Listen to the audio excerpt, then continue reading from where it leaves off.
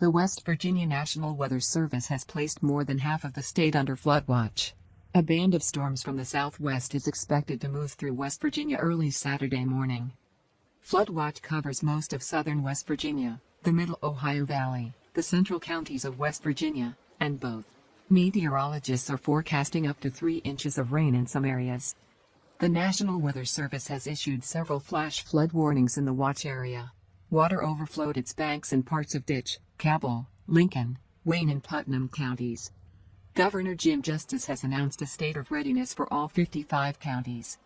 According to the governor's office, the declaration directs the State Emergency Operations Center and its partner agencies to prepare to respond ahead of this significant downpour by devoting personnel and resources to mobilize response to any emergency that may arise. Nitro Fire Chief Casey Mates and his crews have rescued people on the water several times in the Polka area.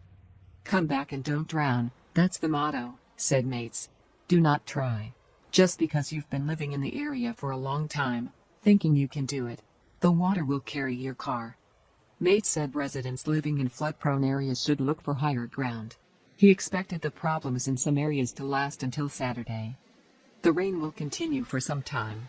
We hope that there will be no more heavy rain, but it will continue throughout the day," Mates said. Creeks were flooded, but there were also runoff problems, according to Mates. "It comes from the slopes of the hills and floods these areas. Everyone has to be careful about what's going on," Mates said. The city of Huntington closed several streets due to flooding. Huntington Fire Chief Greg Fuller said around noon that children who attend the daycare program at Enslow Park Presbyterian Church were moved by kindergarten teachers to the church's second floor due to flooding. Huntington Mayor Steve Williams told reporters Friday about the many flooding problems associated with Four Pole Creek. Officials plan to distribute flood relief kits to areas hardest hit by the floods. The National Weather Service tells us that this event happens once in a generation. A lot of people say, "Well, didn't we have 5 inches of rain last August?" Yes, but unfortunately these once-in-a-generation events are happening more and more often, he said. "It's becoming our new normal, and I like it no more than anyone else.